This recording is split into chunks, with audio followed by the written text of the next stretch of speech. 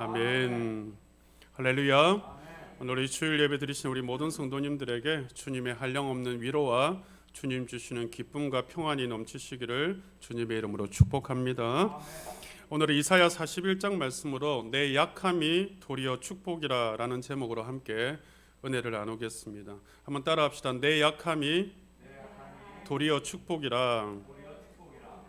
여러분, 약함을 자랑해 보신 적 있으십니까? 약함은 축복이 아니고 약함은 핸디캡이죠. 약함은 오히려 우리의 어떤 부끄러움이고, 약함은 자랑할 만한 것이 못 되죠. 약함은 감추고 싶은 부끄러움이죠. 그래서 약함을 드러내고 싶지는 않단 말이죠. 근데 오늘 성경은 약함이 우리가 하나님 앞에서는 자랑할 수 있는 일이고, 약함이 하나님 앞에서는 오히려 도리어 축복이 되어줄 수 있다라는 사실을 오늘 우리가 깨달아야 된다라는 거죠. 우리는 오늘 이 본문을 보면 우리에게 다가오는 메시지는 우리가 잘 알고 있는 두려워 말라 내가 너와 함께함이니라, 놀라지 말라 나는 내 하나님이라, 이 말씀만 우리는 기억을 하고 싶어 해요. 왜냐하면 우리에게 힘이 되는 말씀이잖아요. 근데 오늘 이 본문에서 우리가 놓치지 말아야 될 부분은 뭐냐 하면, 이렇게 축복하시는 메시지뿐만 아니라 축복하는 그 야곱 이스라엘 족속을 향하여서 이삭과 야곱과 그런 아브라함과 이삭과 야곱의 족속이라고 그러잖아요. 근데 오늘 이런 야곱과 이스라엘 족속들, 이스라엘 민족들을 하나님이 뭐라고 부르시냐 하면 14절 말씀을 보면 우리가 좀 이상한 표현을 쓰시는 하나님을 볼 수 있어요. 버러지 같은 너 야곱아, 너희 이스라엘 사람들아, 이렇게 표현을 하시잖아요.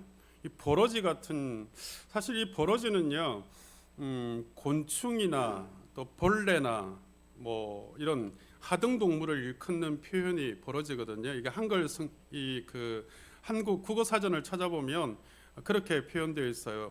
곤충이나 벌레나 기생충과 같은 하등 동물을 일컫는 말이다, 이렇게 국어 사전에 표기가 되어 있거든요. 개역 한글 성경, 우리가 지금 개역 개정 성경을 쓰고 있는데 개역 한글 성경을 가보면 지렁이 같은 너 야곱아, 이렇게 되어 있거든요. 그러니까 하나님 참 이상한 분이시죠. 하나님이 사랑하시는 그 이스라엘 민족들을 향하여서 이 버러지 같은, 벌레 같은, 이 지렁이 같은 너 야곱아 하면서 이 그런 비유를 써서 말씀하신단 말이죠. 그뿐만 아니라 여러분, 버러지는요, 이 벌레들은 뭐 이게 대단한 뭐 이빨도 없고 뭐 그런 손톱 발톱도 없고 공격할 수 있는 무기가 하나도 없어요. 그럼에도 불구하고 15절에 보면 보라 내가 너를 이가 날카로운 새 타작기로 삼으리니 라고 이야기하잖아요. 여러분, 그 시골에 혹시 우리 어른들은 아실 거예요. 타작기가 뭔지, 그죠? 그래서 벼 이삭을 할 때 왜 타작이, 옛날에는 수동으로 타작을 이렇게 돌려서 했지만 요즘은 뭐 다 전동으로 벼가 들어오면서 바로 타작해서 들어가지만 그게 날카로우니까, 그죠? 이 나달들을 다 걷어내는 그런 타작 기계 같은, 버러지 같다고 했는데 버러지는 아무런 능력이 없는데 그런 새 타작기, 그것도 험 타작기도 아니고 이가 날카로운 새 타작기 같은 그런 존재로 만들어 주시겠다라고 이야기한단 말이죠. 왜 그랬을까요? 여긴 굉장한, 여러분, 반전의 이미지가 있는 거예요. 버러지 같은 야곱과 이스라엘 백성이라고 표현하는 건 뭐냐 하면, 너희는 원래 버러지 같은 그런 아무런 능력이 없는 존재지만, 그러나 그런 존재인 너와 전능하신 하나님인 내가 함께하면, 그러면 새 타작기 같은 놀라운 능력의 민족이 되어진다, 그 이야기하는 거예요.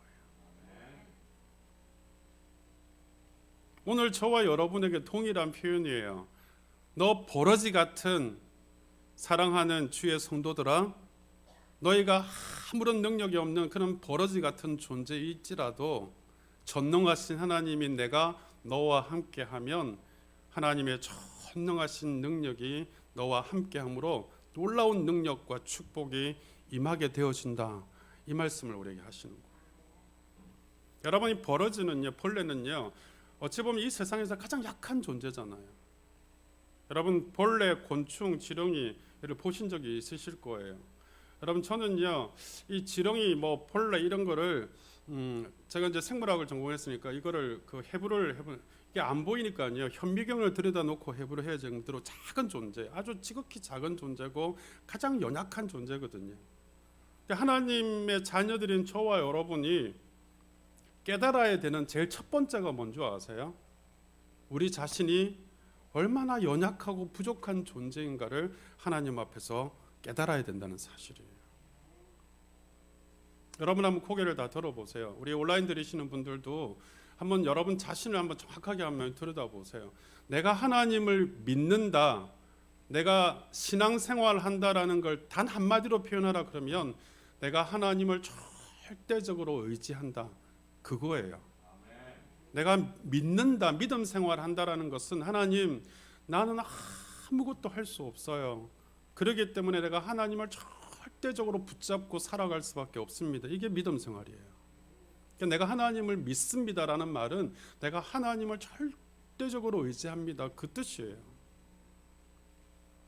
여러분 어린아이들이 능력이 있나요? 없잖아요. 그러니까 오직 부모에게만 매달리잖아요. 오직 부모에게. 근데 그 아이들이 조금씩 크다 보면 어떻게 돼요? 부모를 의지하지 않죠. 떨어져 나가기 시작하잖아요. 왜? 자기가 할 수 있는 능력이 있으니까. 그런 거죠.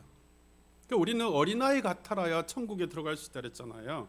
어린아이 같은 존재는 뭐냐 하면 여러분 순수해야 되고 그 마음이 여러분 그런 순전한 마음이라야 된다는 그런 것도 있지만 또 하나는 어린아이는 그 부모를 절대 의지하는 마음이 있는 그런 의지하는 존재거든요. 그래야만 천국에 들어갈 수 있다라는 표현이기도 해요.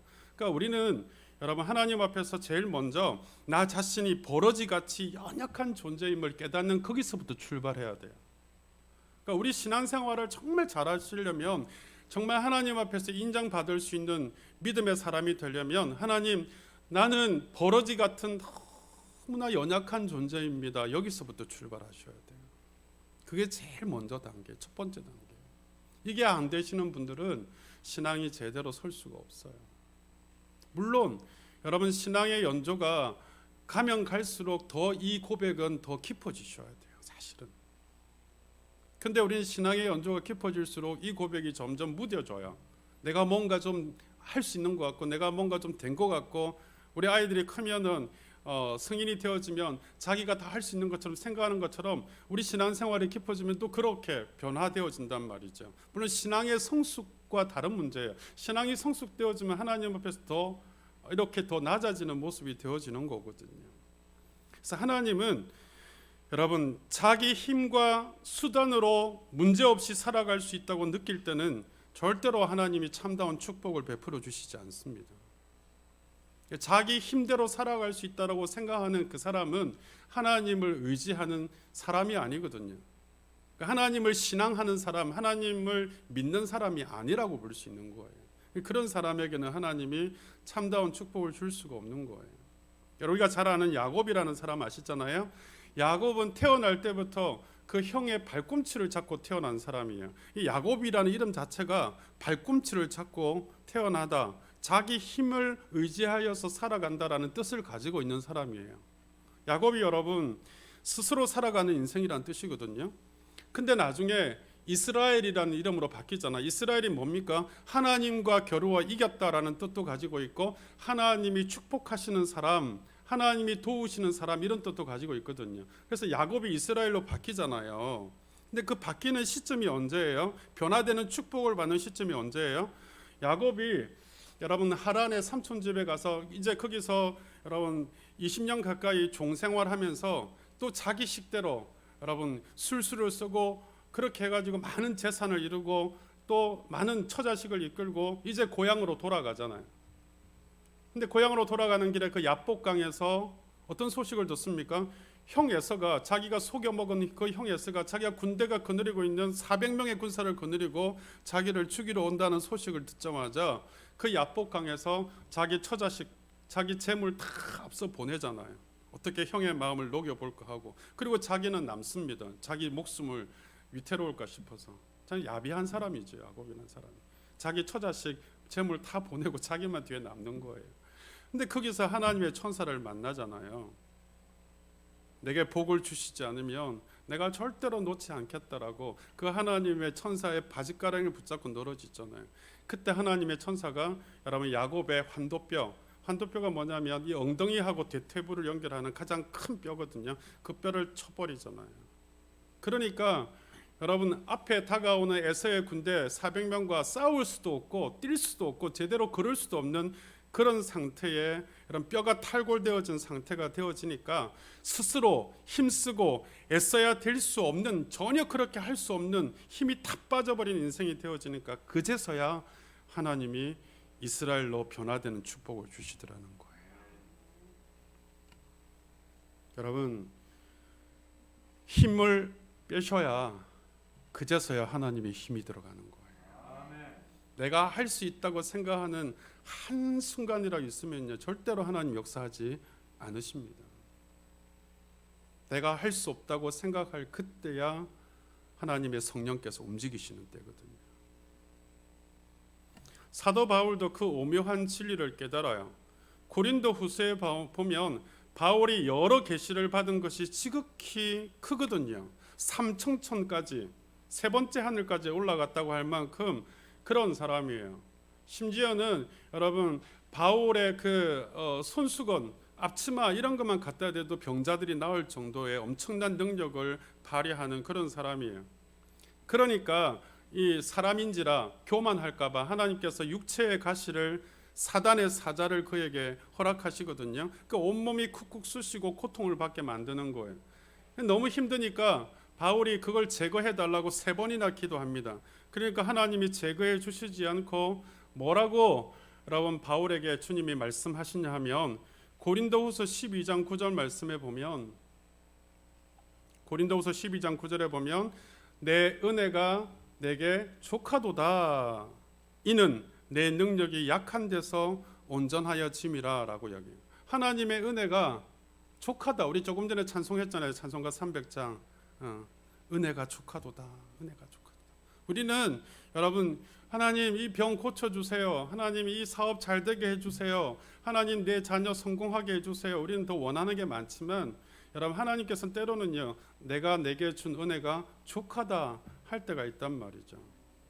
그게 하나님 보실 땐 최선인 거거든요. 족하다 그러면서 내 능력이 약한 데서 온전해짐이라. 너가 지금 사단의 가시를 가지고 있지만, 너가 쿡쿡 찌르고 쑤시는 몸의 병을 가지고 있지만 그 약함이 오히려 내 능력이 나타나는 통로가 되어지는 거야. 너가 교만하지 않고 끝까지 내 사역을 감당할 수 있는 길이 되어지는 거야 라고 말씀하시는 거예요. 그러니까 그 은혜를 깨닫고 나니까 바울이 뭐라고 고백하냐 하면 고린도후서 12장 10절에 이렇게 고백해요. 내가 그리스도를 위하여 약한 것들과 능욕, 사람들로부터 욕을 받는 거요, 궁핍한 거, 배고프고 가난하게 사는 거, 박해받는 거, 그리고 곤고함을 당하는 것을 뭐 한다고요? 기뻐한다 그러잖아요. 여러분 약한 것들을 기뻐하고 박해받고 능욕당하는 걸 기뻐한다 그러잖아요. 왜냐하면 이는 내가 약한 그때의 곧 강함이라. 내가 약할 때 하나님이 강함이 되어주시더라는 거예요. 그러니까 약한 것들을 자랑한다 그러잖아요. 박해받는 걸 자랑한다 그러잖아요. 하나님은요 약한 자의 편이시거든요. 하나님은 억울한 자의 편이시거든요. 하나님은 눈물 흘리는 자의 편이시거든요. 그럴 때 하나님이 강함을 역사해 주시거든요. 그래서 내가 약할 그때 그 강함인 거예요. 그래서 여러분 우리가 약함이 있으면요, 그건 부끄러워할 일이 아니라 약함을 자랑할 수 있다라는 거예요. 약함을 기뻐할 수 있는 거예요. 왜요? 그때 하나님 나를 불쌍히 여기시거든요. 그때 하나님이 나를 도우시거든요. 사도 바울이 끝까지 그의 마지막 여러분 로마에서 여러분 그 단두대에 목이 잘려나가는 그 순교하는 시간까지 놀라운 능력과 여러분 그리고 복음 전할 수 있는 그 원동력이 어디서 나왔냐 하면 자기가 한없이 부족하다고 약하다고 그 온몸으로 느꼈기 때문에, 그래서 그 하나님의 사명을 다 끝까지 감당할 수 있었다라는, 몸이 쿡쿡 쑤시고 찌를 때마다 아 하나님께서 내게 이 약함을 통해서 역사해 주시고 계시는구나, 이걸 느꼈다라는 거예요. 여러분에게 질병이 있으실 거예요. 여러분에게 어떤 물질적인 어려움이 있으실 거예요. 여러분의 여러분 약함들이 있으실 거예요. 그 약함이 오면은요, 이 약함을 통해서 하나님이 내게 역사하고 계시는구나, 하나님의 은혜가 임하고 있는 거구나 라고 생각하시면 돼요. 근데 우리는 약함을 못 견뎌서 하나님이 약함을 없애주세요, 이 가시를 없애주세요 하지만 주님은 때로는 우리의 그 약함을 통해서 은혜를 주시는 통로로 삼으시기 위해서 내 은혜가 내게 족하다 하실 수도 있다라는 거죠. 그래서 오늘 이사야 선지자도 이스라엘 백성들에게 이 점을 강조하는 거예요. 그래서 본문 14절에 보면 이렇게 말씀하잖아요. 버러지 같은 너 야곱아, 너희 이스라엘 사람들아, 두려워하지 말라. 나 여호와가 말하노니 내가 너를 도울 것이라. 내 구속자는 이스라엘의 거룩한 이이니라. 여러분, 여기서 중요한 게 뭐예요?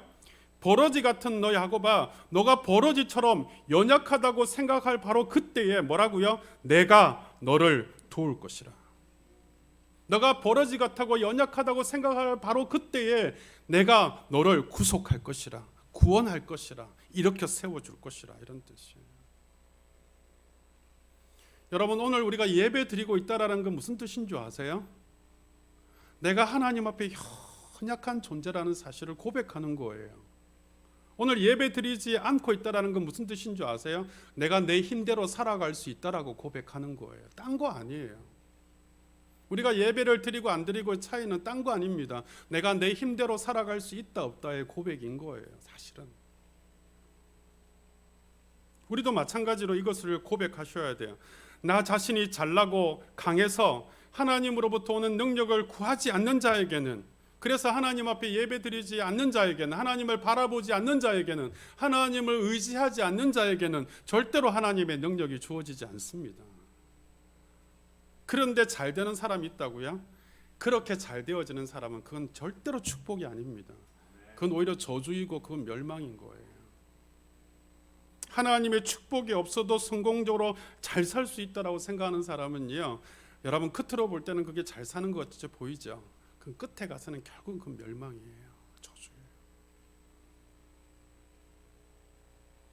하나님은 이런 인간이 여러분 실망하거나 절망할 때까지 기다리시는 거. 왜요? 실망하고 절망하고 연약해져야 하나님을 찾거든요. 하나님을 의지하거든요. 그래야 그게 연약함이 오히려 복이 되기 때문에 하나님은 우리가 연약해지고 절망하고 실망하고 낙담하고 무너질 때까지 기다리십니다. 아니, 오히려 우리를 실망시키도록 절망시키도록 만드십니다.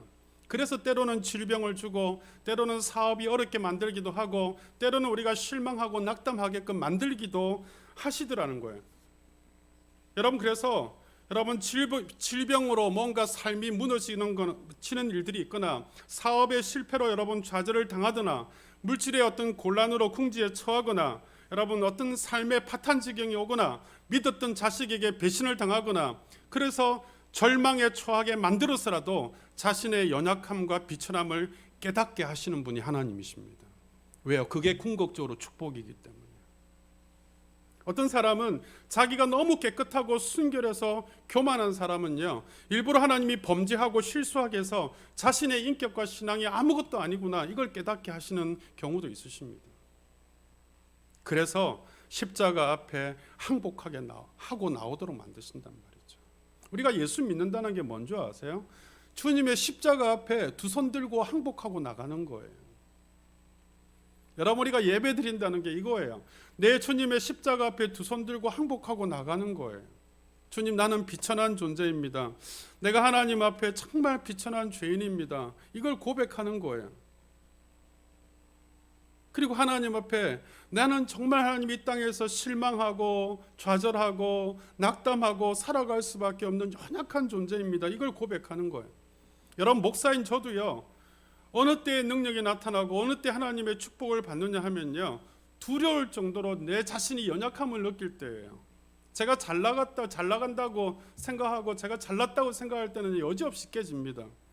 그러나 큰 연약함을 느끼고 여러분 정말 가슴을 쥐어짜고 그렇게 눈물을 흘릴 때 하나님께서 은혜를 주시거든요. 저는 이제 토요일 되어지면 얼마나 제가 힘들어하는지 몰라요. 왜냐하면 제가 뭐 그렇게 말을 잘하는 사람도 아니고요. 말을 잘하는 재주나 능력이 있는 사람도 아니에요. 저는 제 자신을 생각할 때 제가 막 설교를 잘하는 사람도 아니거든요. 그러니까 토요일 되어지면 어떻게 하면 제가 성도님들한테 좀 은혜를 끼칠까, 감동을 줄 수 있을까, 막 머리를 쥐어뜯고 가슴을 쥐어뜯을 때가 많아요. 그래서 제가 토요일은요 거의 식사도 거의 못해요. 거의 그냥 한 끼 정도밖에 안 먹고 건너뛸 때도 많고 그래요. 이게 큰 생각이 그쪽에만 가 있으니까. 그러면 저 자신의 연약함을 알고 하나님 앞에 불쌍히 여겨 달라고 그런 마음으로 다 준비하면 그때는 은혜를 주셔요. 여러분, 우리는 우리 모든 삶에서 우리가 연약할 때에, 연약하다는 게 뭔지 아세요? 우리는 질그릇 같은 존재잖아요. 우리가 깨어질 때에, 여러분 질그릇이 있습니다. 이 질그릇이 깨어지면 이 질그릇 안에 뭐가 있어요? 보배이신 예수님이 계시잖아요. 깨어져야 보배이신 예수님이 드러나시는 거거든요. 그럴 때 능력이 나타나는 거예요. 근데 우리는 안 깨어지고 싶어 하잖아요. 우리의 연약함이 깨어져야, 여러분 깨어져야 주님의 능력이 드러나는 거거든요. 오늘부터 다시 한번 주님, 나는 주님 앞에 연약한 존재입니다. 버러지같이 아무런 힘도 없는 존재입니다. 그러므로 내가 주님을 절대적으로 의지합니다. 고백하는 저와 여러분 되시기를 바랍니다. 그러면 하나님의 능력이 임할 줄 믿습니다. 여러분, 버러지는요 어떤 방어할 무기도 없습니다. 두 번째 우리가 알아야 될 게 이거예요. 첫 번째는 우리가 연약한 존재라는 사실. 버러지는 또 방어할 무기가 없어요. 버러지는 물어뜯을 만한 이빨 하나도 없고요. 남을 핥히고 때릴 만한 손이나 손톱도 없어요. 버러지는 뭐 척추뼈 하나도 제대로 없습니다. 남을 보고 비판할 눈 하나도 없어요. 지혜와 총명을 자랑할 만한 두뇌도 없어요. 이게 무슨 뜻인 줄 아세요? 아무것도 자기 자신을 방어하고 또 공격할 만한 그런 상황도, 그런 체계도 갖추고 있는 그런 존재가 아니에요. 곤충이나 지렁이나 이런 것들 보세요. 근데 하나님은 내가 너로 날카로운 새 타작기를 삼겠다라고 이야기하잖아요. 큰 산을 부스러기로 만들고 작은 산을 겨로 만들겠다 그러잖아요. 이게 여러분 무슨 뜻인 줄 아세요? 우리가 하나님보다 더 낮게 여기고 하나님보다 더 여러분 세상을 의지하고 살아가는 존재가 되어서는 안 된다는 뜻이에요. 하나님만 전적으로 의지하고 자기 자신의 어떤 지식이나 재주나 육신의 방법은 있어도 없는 것 같이 여기고 하나님의 능력만 의지하고 살아가면, 내가 가지고 있는 힘 아무것도 없어도, 내가 가지고 있는 능력 아무것도 없는 것처럼 여기면 하나님이 승리하고 성공하게 만들어 주시겠다는 거예요. 여러분 본문 11절을 보세요. 보라, 내게 노하던 자들이 수치와 욕을 당할 것이요 너와 다투던 자들이 아무것도 아닌 것 같이 될 것이며 멸망할 것이라. 너한테 노하던 자들, 너와 다투는 자들을 주님께서 그렇게 여러분 제하시겠다 그러잖아요. 12절을 보세요. 너가 찾아도 너와 싸우던 자들은 만나지도 못할 것이고 너를 치는 자들은 아무것도 아닌 것 같이 허무하게 만들어 버리겠다는 거예요. 이유가 뭐예요? 왜 이렇게 너하고 싸우고 다투는, 너 앞에 대적하는 자들을 없애버리겠다 해요? 13절에 보세요. 그 이유가 있습니다. 이는 나 여호와 너의 하나님이, 저는 이 표현이 너무 좋아요. 나 여호와 너의 하나님이, 너의 하나님이 내 오른손을 붙들고 내게 이르기를 두려워 말라, 내가 너를 도우리라 할 것입니다. 여러분, 너의 하나님이, 여러분 정목사의 하나님이, 우리 권사님의 하나님이, 집사님의 하나님이 너를 도울 것이라 말씀하는 거예요. 여러분, 하나님은 여러분 이스라엘 전체의 하나님이시기도 하시지만 여러분 개개인의 하나님이시기도 합니다. 너의 하나님이 너를 도울 것이라는 거예요.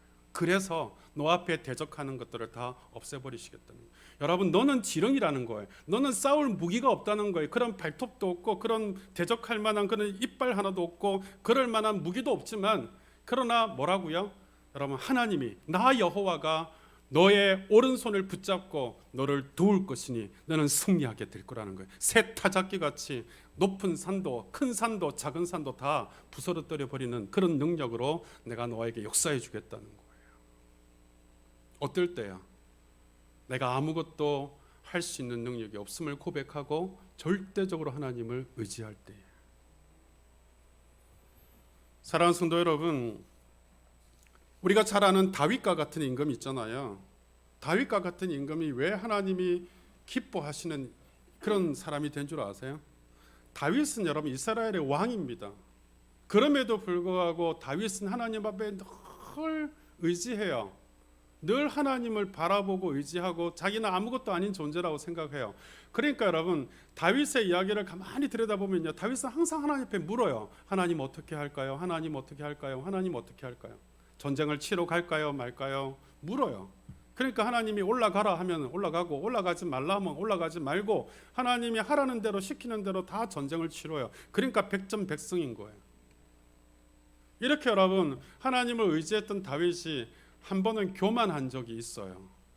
그러니까 하나님이 바로 쳐버립니다. 괘씸히 여겨서 다윗을 치신 적이 있습니다. 어떤 때냐 하면요, 여러분 사실 보잘것없는 목동이었던 다윗 아닙니까? 그를 왕으로 세운 분이 하나님 아닙니까? 그렇게 승리하게 하신 분도 하나님이시거든요.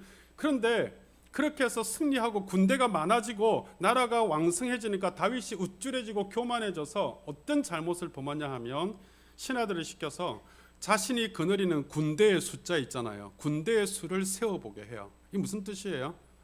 야, 내가 이만큼 강력해진 건 내가 거느리는 군대의 숫자가 많아서 그래. 내가 훈련시킨 군대의 숫자 때문이야. 이런 뜻이죠. 하나님 때문이 아니고. 하나님이 그걸 괘씸하게 여기세요. 그래서 여러분 하나님께서 세 가지 벌을 내리시는데 그 중에 하나를 택하라고 다윗에게 이야기해요. 어떤 세 가지 벌이냐 하면 3년 동안 흉년이 들게 하든지, 아니면 3년 동안 적군에게 패하게 하든지, 아니면 3일 동안 온역을 내리게 하든지, 그 세 가지 중에 하나를 택하라 그래요. 그러니까 다윗이 이 흉년이든 아니면 적군에게 패하든 이렇게 간접적인 거 말고 하나님 앞에 하나님의 손에 의해서 벌을 받겠다 해서 3일 동안 온역을 택하거든요. 네, 여러분 하룻밤 자고 나니까 장정만 7만 명이 죽습니다. 다윗이 하나님 앞에 무릎을 꿇어요. 하나님, 아무리 군대의 수가 많아도 하나님이 함께하지 않으시면 이길 수 없는 일인데 하나님 잘못했습니다. 고백해요. 그러니까 하나님이 그 자신의 잘못을 깨달은 다윗을 보고 하나님께서 징계를 거두시고 다시 바로 세워주시더라는 거죠. 예레미야 17장 5절 말씀에 보면 하나님께서 이렇게 말씀합니다. 여호와께서 이와 같이 말씀하시니라. 무릇 사람을 믿으며 육신으로 그의 힘을 삼고 마음이 여호와에게서 떠난 그 사람은 저주를 받을 것이라. 또 예레미야 9장 23절 24절에도 보면 여호와께서 이와 같이 말씀하시되 지혜로운 자는 그의 지혜를 자랑하지 말라. 용사는 그의 용맹을 자랑하지 말라. 부자는 그의 부함을 자랑하지 말라. 자랑하는 자는 이것으로 자랑할지니 곧 명철하여 나를 아는 것과 나 여호와는 사랑과 정의와 공의를 이 땅에 행하는 자인 줄 깨닫는 것이라. 나는 이 일을 기뻐하노라. 뭘 자랑하라고요? 하나님을 아는 걸 자랑하라는 거예요. 하나님이 어떤 분이신지를 아는 걸 자랑하라는 거예요. 여러분은요, 지혜가 있고 돈이 있고 뭐가 있으면 자랑하고 싶잖아요. 여러분 주변에 그렇게 자랑치는 사람들 많잖아요, 그렇죠? 때로는 부러울 때가 있잖아요. 뭐 지혜가 있거나 명예가 있거나 이러면 좀 별로 안 부러운데 돈 자랑하는 사람들 보면 좀 자랑하면 좀 부러울 때도 있잖아요, 그렇죠? 저도 부러울 때가 있거든요. 자랑하지 말라는 거예요. 하나님 아는 걸 자랑하시길 바랍니다. 왜요? 하나님이 기뻐하신대잖아요. 여러분 세상 것은 없어도 없는 것 같이 여기십시오. 오직 여호와께 여러분 하나님만 믿고 의지하는 것을 자랑하시기를 바랍니다. 그러면 하나님 복되게 하실 줄 믿으시기를 바랍니다. 또 세 번째 버러지는 어떤 존재냐면 아주 연약하고 부드러운 존재예요. 여러분 버러지는요, 뭐 가시 하나도 없고요, 척추뼈 하나도 없어요. 이게 무슨 뜻인 줄 아세요? 부드러운 존재라는 것은 우리 여러분 하나님의 사람들이 육성이 깨져야 된다는 거예요. 우리의 교만과 아집과 우리의 고집과 교만함과 혈기와 자만심과 이런 것들이 바스러지고 깨져야 된다라는 거예요. 그래야 버러지처럼 되어야 진정한 축복을 받을 수 있다. 여러분 지렁이 혹시 보셨어요? 지렁이가 척추뼈 있는 거 봤어요? 여러분 지렁이가 뭐 이렇게 여러분 뭐 이빨 있는 거 봤어요? 없어요. 버러지 같이 여러분 우리가 가지고 있는 그런 여러분 고집과 아집과 힘들 이런 것들 여러분 자존심, 자만심, 교만 이런 거 다 빼야 돼요. 그런 육성이 깨지면 하나님께서 복을 주신다라는 거예요. 야곱이요 절망에 부딪혀서 환도뼈가 딱 부러지고 나니까 자신의 자아가 완전히 부서지잖아요. 자신의 힘으로 살아갈 수 없음을 그때서야 깨닫잖아요. 하나님 축복을 그때 허락하시더라는 거죠. 야곱이란 이름 대신에 자신의 힘대로 살아가는 이름 대신에 하나님이 복을 주시는 이름 이스라엘로 바뀌는 이유가 그런 거예요. 여러분 우리는 한순간에 하나님 나는 하나님 없이는 못 삽니다 했다가 여러분 조금만 잘 돼 보세요. 내 힘대로 살아갈 수 있습니다. 이게 나오거든요. 이게 꺾어져야 된다라는 거예요. 여러분 우리가 믿음 생활하면서 산다고 하면서도 우리 아집, 우리 자신만의 고집 이게 많거든요. 한순간에 자신만의 고집과 아집이 나온단 말이에요.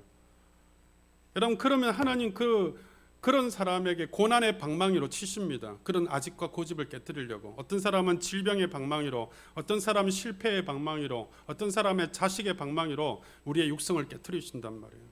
육성이 시퍼렇게 살아있으면 하나님의 축복을 받을 수가 없고 그렇게 시퍼렇게 살은 채로 축복을 받으면요 그게 진정한 축복이 아니라 그것이 파멸로 이끌고 하나님을 욕되게 만들기 때문에 그렇거든요. 모세를 보세요. 바로의 궁전에서 40년간 지내면서 얼마나 교만하고 우쭐해지는지 몰라요. 그러니까 결국은 자기가 이스라엘 백성들을 위한다고 하지만 애굽의 군사를 쳐 죽이잖아요. 나중에 여러분 미디안 광야로 갑니다. 광야가 어떤 곳이 아무것도 없는 허허벌판입니다. 그 광야 가서 뭘로 살아요? 양치는 목자로 종으로 삽니다. 이드로라는 사람의 족장에 그 종으로 들어가서 노예로 여러분 40년간 양치기로 산단 말이에요. 물론 그 이드로가 봤을 때 너무 착하고 성실하니까 자기 딸을 내어주긴 하지만 40년간 그렇게 광야에서 여러분 목동으로 살다가 하나님이 그때서야 힘 다 빠질 대로 빠지니까 그때서야 부르잖아요. 너 애굽으로 가서 내 백성을 구원해내라. 그러니까 여러분 모세가 뭐랍니까? 나 아무것도 할 수 없습니다. 하나님 나 못합니다. 난 내 같은 사람이 뭘 애굽에 가서 내 백성을 이끌어냅니까? 몇 번을 고사를 합니다. 하나님이 내 아론과 훌 붙여줄게. 나 말도 못하는데요. 내가 말할 수 있게끔 도와줄게. 나 능력 없는데 내 지팡이 붙여줄게. 그래서 하나님이 밀어서 보내서 여러분 할 수 없다고 하니까 하나님이 능력 다 주셔서 그래서 애굽에 탈출시키는 여러분 엑소더스의 기적을 일으키는 그런 주인공이 되잖아요. 역사 속에 여러분 성경의 역사 속에 나오는 위대한 인물들 보세요. 하나님의 사람들은요 다 쓸만한 사람들 아닙니다. 하나님이 광야에서 연단해서 쓸만한 사람으로 다 만드시는데 그 과정 중에 하나가 뭔지 아세요? 힘을 다 빼게 만드시는 거예요. 다 꺾어버리시는 거예요. 여러분이 혹시 힘을 꺾어지는 가운데 있으시면 하나님이 지금 연단하시면서 쓰실 사람으로 준비시키는구나 하고 아셔야 돼요. 여러분 그렇다면 왜 하나님 우리에게 이 약함이 도리어 축복이 되게 하시냐면 여러분 나 자신을 의지하지 말고 하나님만 의지하도록 하기 위해서예요. 여러분 고린도후서 1장 8절 9절에 보면 사도 바울이 이렇게 성경을 기록을 해요. 그의 마음이 참 너무 아팠겠다는 생각이 들어요. 바울이 복음 전하는데 얼마나 고통을 당했으면 이렇게 기록해요. 형제들아 우리가 아시아에서 당한 환난을 너희가 모르기를 원하지 아니하노니 힘에 겹도록 심한 고난을 당하여 살 소망까지 끊어지고 우리는 우리 자신이 사형 선고를 받은 줄 알았으니 이는 우리로 자기를 의지하지 말고 오직 죽은 자를 다시 살리시는 하나님만 의지하게 하심이라. 복음 선교 사역 중에 얼마나 고난이 많았으면요 힘에 겹도록 심한 고생을 받아서 정말 살 소망까지 끊어졌다는 거예요. 살아갈 소망이 없구나 이렇게 생각이 들더라는 거죠. 그러면서 자기가 사형 선고를 받은 줄 알았다. 이제 사형 선고 받았구나 그렇게 알았다는 거예요.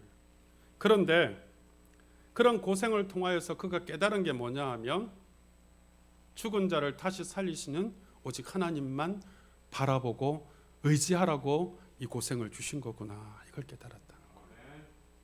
사도 바울 같은 사람도요, 그 엄청난 고생을 겪는데 살 소망까지 끊어지고 사형 선고 받은 줄 알 정도로 그렇게 고생을 겪는데요, 그 고생을 시킨 이유가 내가 하나님만 의지하고 살아야 되는구나, 이걸 깨닫게 하셨다는 거죠. 여러분, 우리가 주목해 봐야 될 바울의 고백이 또 하나 있습니다. 고린도후서 4장 7절이거든요. 우리가 이 보배를 질그릇에 가졌으니 이는 심히 큰 능력은 하나님께 있고 우리에게 있지 아니함을 알게 하려 함이라. 여러분, 저와 여러분은 질그릇이지 보배 그릇이 아닙니다. 질그릇 안에 보배가 있는 거지 우리가 보배 그릇이라서 보배가 있는 게 아니에요. 착각하는 거죠. 우리가 때로는 신앙생활을 오래 하다 보면 우리 안에 예수님이 계시니까 내가 좀 괜찮은 질그릇이 아니라 보배 그릇인 줄 착각해요. 우린 질그릇입니다. 우리 안에 계신 보배이신 주님이 능력이 있는 거지 내가 능력이 있는 게 아니란 말이에요. 내가 예수 잘 믿어서 내가 능력이 생긴 게 아니란 말이죠. 그런데 여러분, 우리는 보배이신 주님을 모신 질그릇이기 때문에 언제든지 뭐죠? 깨어져야 된다는 거예요. 질그릇은 깨어지는 거거든요. 깨어질 수밖에 없는 그릇이 질그릇이거든요. 깨어질 때 우리 안에 계신 보배이신 주님이 드러나는 거예요. 그래서 깨어짐을 두려워하지 마세요. 내가 깨어지고 내 연약함이 드러나지기를 여러분 그렇게 주님 앞에 어찌 보면 원하셔야 돼요. 그래야 주님의 강함이 드러나는 거예요. 그렇기 때문에 우리 자신이 능력 있고 보배라는 착각을 하지 말고 우리 자신을 의지하지 않도록 하기 위해서 우리를 약하게 만드시고 우리를 깨트리신다는 사실을 아시기를 바랍니다. 우리가 고난을 겪으면 이 사실을 아셔야 돼요. 내가 질그릇인 줄 모르고 착각했구나. 내가 내 자신을 의지하고 살았구나. 그래서 깨트리시는구나. 이걸 아셔야 돼요. 나의 연약할 그때가 예수님의 능력이 드러나는 때고 내가 연약할 그때가 하나님의 축복의 때임을 깨달으시기를 바랍니다. 왜 우리의 연약함을 또 도리어 축복되게 하시냐면 우리를 겸손하게 하기 위해서예요. 여러분, 하나님은 교만한 자를 대적하고 겸손한 자에게 은혜를 주신다고 말씀하거든요. 하나님이 제일 싫어하는 사람이 교만한 사람이에요. 하나님이 제일 좋아하는 사람이 겸손한 사람이에요. 여러분, 이사야 57장 15절에 이렇게 말씀합니다. 지극히 존귀하며 영원히 거하시며 거룩하다 이름하는 이가 이와 같이 말씀하시되 내가 높고 거룩한 곳에 있으며 또한 통회하고 마음이 겸손한 자와 함께 있나니 이는 겸손한 자의 영을 소승시키며 통회하는 자의 마음을 소승시키려 함이라. 하나님이 이렇게 말씀하시잖아요. 내가 높고 거룩한 곳에 있는데 통회하고 마음이 겸손한 자와 함께 있다는 거예요. 왜 그렇게 함께 있냐 하면 마음이 겸손한 자의 영을 소승시키고 그리고 통회하는 자의 영을 소승시키려고. 하나님은 겸손한 사람과 함께해요. 그리고 겸손한 사람의 영을 살려주신다는 거예요. 근데 반대로요, 잠언 16장 18절에 보면 이렇게 말씀합니다. 교만은 패망의 선봉이요 거만한 마음은 넘어짐의 앞잡이니라. 교만한 마음하고요 거만한 마음은 하나님 패망과 멸망의 앞잡이고 선봉이 된다 그러잖아요. 여러분, 교만한 사람 치고 거만한 사람 치고 끝이 잘 되는 거 맞습니까? 절대 그렇지 않아요. 그러니까 우리가 연약하고 우리가 겸손하게 만드시기 위해서 하나님께서 우리에게 아픔을 주시고 고난을 주실 때가 있는 거거든요. 그래야 하나님이 사랑하시고 함께 하시고 복되게 하시기 때문에 그래요. 여러분이 약해지게 되면 내가 교만한 부분이 없는가? 내가 거만해진 마음이 꺾여져야 될 부분이 없는가? 생각하시고 주님이 원하시는 대로 겸손해지시기를 바랍니다. 또 여러분, 우리 약함이 도리어 축복이 되게 하시는 이유가 뭐냐 하면 하나님 앞에 도움을 구하며 기도하는 추진력이 있기 때문에 그래요. 우리의 약할 때 하나님 앞에 기도하거든요. 여러분, 강하다 생각하는 사람은, 스스로 능력 있다 생각하는 사람은 절대로 하나님의 능력을 구하지 않습니다. 여러분 주변에 보세요. 힘 있는 사람, 돈 있는 사람, 잘 되는 사람, 하나님의 능력을 구하는 사람, 여러분 100에 하나 1000에 하나 있을까 말까 해요. 근데 절망에 부딪히고 진퇴양난에 빠지고 어려움에 빠지고 그런 여러분 자신의 약함을 절감하면요 하나님 앞에 힘을 구할 수밖에 없어요. 하나님 앞에 기도할 수밖에 없어요. 그러니까 약함이 축복이 되는 거예요. 여러분, 스스로 강하다고 잘한다고 느끼는 사람은 절대로 기도하지 않습니다. 하나님의 도움을 구할 필요가 없거든요. 그러기에 약함은 기도할 수 있는 힘이 되고 추진력이 되는 거예요. 하나님의 복이 임할 수 있다니까요. 약함이. 여러분 13절에 그래서 보세요. 이는 나 여호와 너의 하나님이 내 오른손을 붙들고 내게 이르기를 뭐라고요? 두려워하지 말라. 내가 너를 도우리라. 14절에도 보세요. 두려워하지 말라. 나 여호와가 말하노니 내가 너를 도울 것이라. 하나님이 돕겠다 하시잖아요. 어떤 사람에게요? 내가 연약하여서 하나님의 도움을 구하는 자에게. 내가 너를 도울 것이라. 한번 따라합시다. 내가 너를 도울 것이라. 어떤 사람에게요? 약하여서 하나님 앞에 부르시는 자에게. 또 왜 우리의 약함이 도리어 축복이 되냐 하면요, 약한 데 처한 사람을 위로하기 위해서 우리에게 약함을 주시기도 하신단 말이죠. 제가 지난 수요일 날 말씀드렸잖아요. 우리에게 왜 여러분 약함을 주냐 하면 약함을 통해서 하나님이 위로하시거든요. 근데 우리가 위로받은 사람만이 다른 사람을 위로할 수 있단 말이에요. 자기가 환난과 고통을 당해보고 약한 데 처해보지 않은 사람은요, 형제가 고난당하고 절망당할 때 절대로 위로할 수 없습니다. 내가 겪어봐야 위로할 수 있는 거거든요. 고린도후서 1장 4절에 보면 이렇게 말씀해요. 우리의 모든 환난 중에서 우리를 위로하사 우리로 하여금 하나님께 받는 위로로서 모든 환난 중에 있는 자들을 능히 위로하게 하시는 이시로다. 환난 중에서 하나님 우리를 위로하신대요. 왜였냐 하면 우리가 받은 위로로 또 다른 환난 중에 있는 자들을 위로하게 하시기 위해서. 그러니까 내가 환난을 겪고 내가 고통을 겪고 그 중에서 연약한 가운데에서 하나님의 위로함을 주시는 이유는 내 주변에 연약한 자들이 그런 고통장 중에 있는 자들을 위로하라고. 그래서 하나님이 말씀하시잖아요. 내 백성을 위로하라. 마지막으로 하나 더 말씀드리면 우리가 약함을 할 때 하나님이 우리가 가장 강한 자임을 알게 하시는 거예요. 여러분 예수님께서 가장 강한 때가 언제인 줄 아세요? 예수님 십자가 지실 때 가장 강한 때였어요. 여러분 십자가에 달렸을 때 주님이 흑암의 왕국, 그 사망의 권세를 다 흔들어 버리셨잖아요. 사망의 권세 누가 붙잡고 있는 거예요? 사단이 붙잡고 있는 거잖아요. 여러분 십자가 지실 때 사단의 그 흑암의 권세를 다 무너뜨려 버리셨잖아요. 그러니까 예수님이 가장 약할 때 가장 강함이셨잖아요. 그 말은 우리에게 무슨 뜻이에요? 우리가 약할 때에 우리 하나님이 가장 강하게 역사하시는 때라는 걸 보여주는 거예요. 그래서 여러분 우리가 연약할 때 들려주시고 싶어 하시는 주님의 메시지가 오늘 10절인 거예요. 우리가 가장 연약할 때 이 10절을 기억하셔야 돼요. 10절을 같이 한번 읽어볼까요? 시작. 두려워하지 말라. 내가 너와 함께함이니라. 놀라지 말라. 나는 내 하나님이 됨이라. 내가 너를 굳세게 하리라. 참으로 너를 도와주리라. 참으로 나의 의로운 오른손으로 너를 붙들리라. 할렐루야. 이제 말씀을 맺겠습니다. 여러분 연약하시면 주님을 온전히 의지해야 될 때예요. 주님의 도움이 없이는 못 삽니다 하고 기도할 때예요. 그러면 연약한 그때는 실망하고 넘어지고 낙심하라는 때가 아니라 약할 때 강함되어 주시는 주님을 체험할 때인 거예요. 약함을 통해서 하나님의 축복을 경험할 때가 되는 거예요. 오늘 저와 여러분이 약함이 도리어 축복이 되는 놀라운 은혜를 경험하는 주의 성도들 되시기를 주의 이름으로 축원합니다. 기도하시겠습니다. 우리 시간 기도하실 때 하나님 앞에 이렇게 기도하십시다. 하나님, 내가 하나님 앞에 연약한 부분들이 많습니다. 때로는 하나님 우리가 깨닫지 못하여서 교만하여서 거만하여서 하나님 우리에게 약함을 주실 때도 있음을 고백합니다. 어떤 모양이든지 하나님 내 자신의 연약함이 실망스럽기도 하고 낙담되기도 하고 하나님 절망할 때도 있지만 그러나 그 순간이 바로 하나님의 도움을 구할 때며 하나님을 절대 의지할 때임을 고백하오니 하나님 약함이 부끄러움이 아니라 부족함이 아니라 도리어 약함이 하나님을 바라보고 의지할 때요 하나님의 축복이 임할 때임을 기억하고 하나님 나의 약함을 인하여서 주님을 바라보게 하여 주시고 주님을 더 의지하는 하나님의 사람 되게 하소서. 주님 앞에 그렇게 간절히 고백하며 기도하십시다. 함께 기도하겠습니다. 살아계신 아버지 하나님, 우리의 삶의 연약함들을 놓고 주님 앞에 기도합니다. 우리가 하나님 앞에 의지하고 나갑니다. 하나님 그러기 때문에 하나님을 의지합니다. 그러기 때문에 하나님을 바라봅니다. 우리의 작은 신음소리조차도 놓지 아니하시고 들으시는 주님,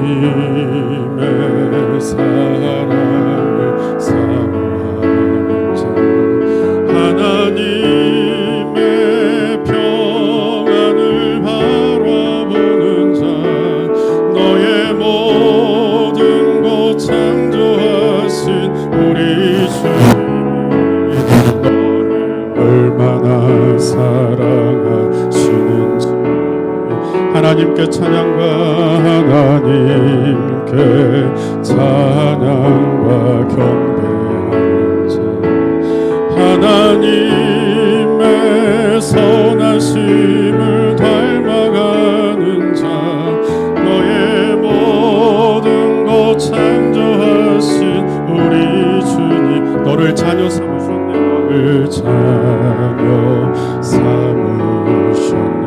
하나님 사랑의 눈으로, 하나님 사랑의 눈으로 너를 어느 때나 바라보시고, 하나님 인자 비로소 하나님 인자 비로소 언제나 너에게 기울이시니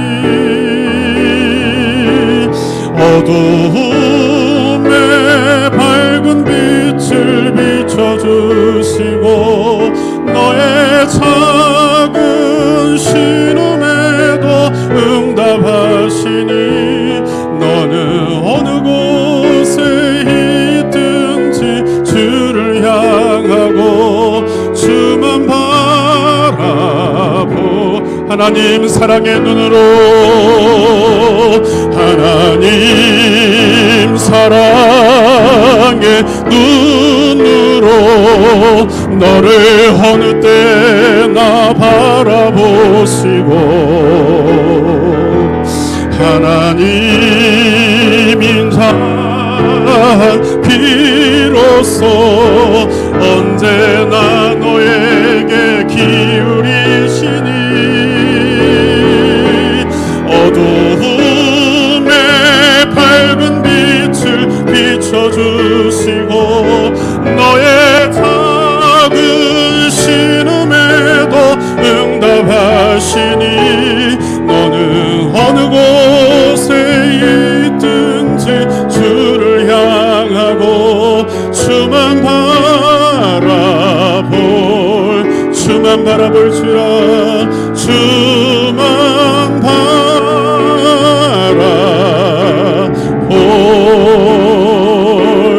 바라볼지라.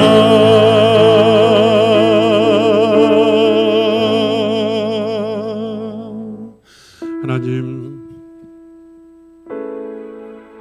우리가 원치 않지만 우리 삶에 연약함이 주어질 때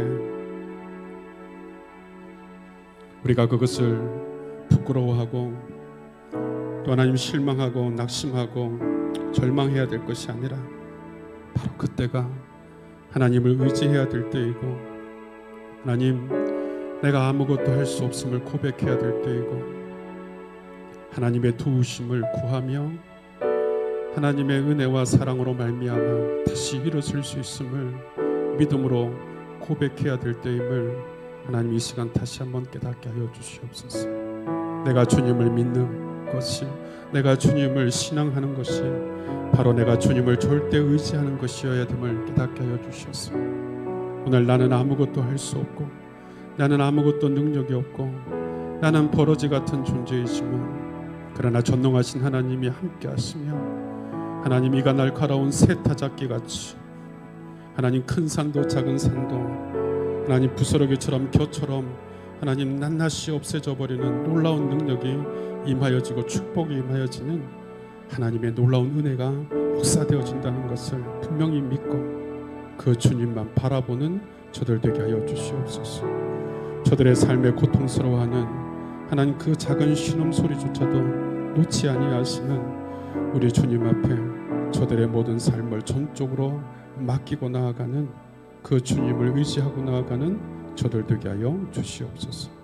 예수님 이름으로 기도하옵나이다. 아멘.